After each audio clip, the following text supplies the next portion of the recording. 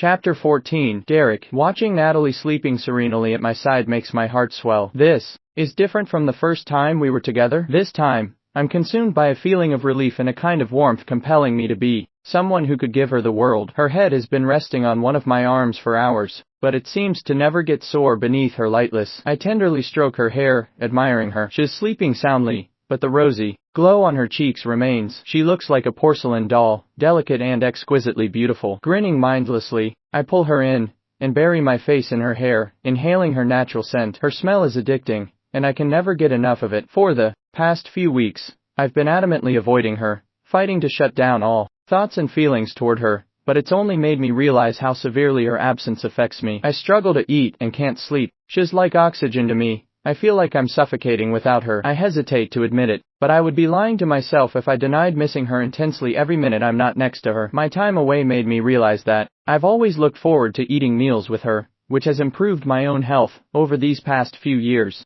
In the entire time we've lived together, I have never once skipped a meal, just to make personally sure that she is well fed. It's become a habit. She, too, is one. But of course, these thoughts will remain with me alone. Spitting out sweet nothings never has been my style, and as astute a person as she is, I'm confident she understands. My attention is jolted back to reality when my ringtone comes blasting from my phone. I move out of bed as swiftly as possible to avoid waking her, and dig my phone out from the pile of clothes lying on the floor. I hit the phone button, grabbing a cigarette pack and lighter from the drawer after slipping into a bathrobe. This call will take longer than usual. What's up? I greet unenthusiastically as I step out onto the balcony, closing the French door partially behind me. Try not to sound so happy to hear from me, bro. The man on the line is Ashton Kingsley. He's one of my childhood friends, and became my fraternity brother when we both attended Stanford. We rarely contact each other, but when he does reach out, I know it's something important. Cut it out. What do you want? I grumble, lighting the cigarette hanging from my lips. My voice is low, making sure I don't disturb the woman under the sheets. The man chuckles, so impatient. Did I disturb you? Spill. I've uncovered something interesting from 23 years ago. The news about our parents' deaths was completely suppressed for 3 months before it became public. Isn't that strange? Business magnates dying on a plane crash together didn't even make headlines. Ashton's family holds almost 80% of the business in multimedia, from newspapers, broadcasting networks, films, advertisements, and now even the digital market. His father's death alone could take the news by storm. How much more the death of the previous chairman of Lewis Corporation, that dominated real estate, banking, and agricultural industries, especially when they died together. Go on, I urge. Do you remember why our parents went on that trip together? I scratch my nose before taking another drag from the cigarette. It's an old memory I've buried in the depths of my mind. Vacation. My grandfather told me before it happened that Lewis Corp and Sterling Group had plans to venture into oil and mining. I was young when I heard this, and I wasn't sure what was wrong with it. Stop beating around the bush,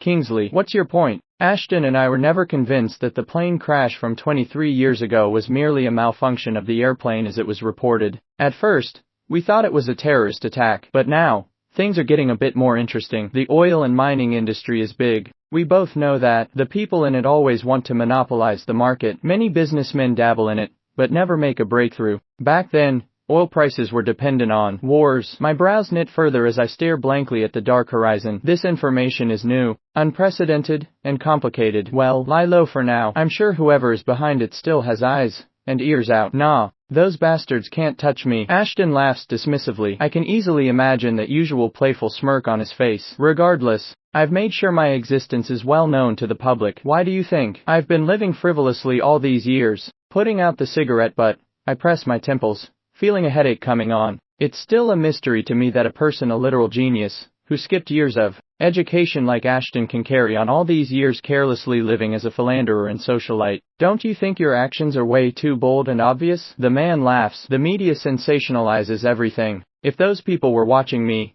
they would know what goes on in reality. How about you? Are you still babysitting that chick from the Quins? I hear she's quite a looker. Why don't you introduce me? Shut the fuck up. You'll never touch her, I warn, my voice low and heavy with hostility. I know he's just joking, but it triggers something dominant and protective in me. PFT. Chill, bro. I'll catch you later. Then, with that, the call ends. As men of the same status, we have a tacit understanding of things. Business isn't all about making profits and expansion. It involves not only the economic stability of a country, but political equilibrium as well. Countless lives depend on firms to survive. Now that we've uncovered an unpleasant truth, we'll need to tread on thin lines. I sigh heavily. The deceased are gone, and the living shall continue to persist. But as my parents' child, I ought to bring them justice. It's something I swore to do the moment I inherited the company. It might take time, but I will expose this corruption. What are you thinking? A soft voice whispers as a pair of delicate arms wrap around my waist. There's a tinge of concern in her voice. Nothing, Derek. I know I'm young and inexperienced in a lot of things, but you can always tell me if something is bothering you. I may not be able to help, but I can be a listening ear. I chuckle as I turn to face her. She looks at me expectantly, her eyes reflecting the dim light coming from the moon, her lips pursed and her cheeks red. She sniffs and my gaze lands on her bare shoulders as she stands before me, wrapped in my sheet, her hair messy. Get inside. You'll catch a cold, I order. She pouts, continuing to stand rooted in her spot. You don't take me seriously at all. Why do I even bother? I hold her shoulders with my hands and pull her in for a hug. Her concern is enough to remind me that I'm not alone anymore. Right, I need to protect her too. I was just thinking about having a proper meal. What are you talking about? We can't cook. The attendants have gone to sleep, she stammers as she buries her face in my chest like a kitten. I want to eat, I whisper huskily. There's a long silence before she pushes me away. She marches back into the bedroom without sparing another glance. When I hear a loud bang coming from a slamming door, I burst out laughing.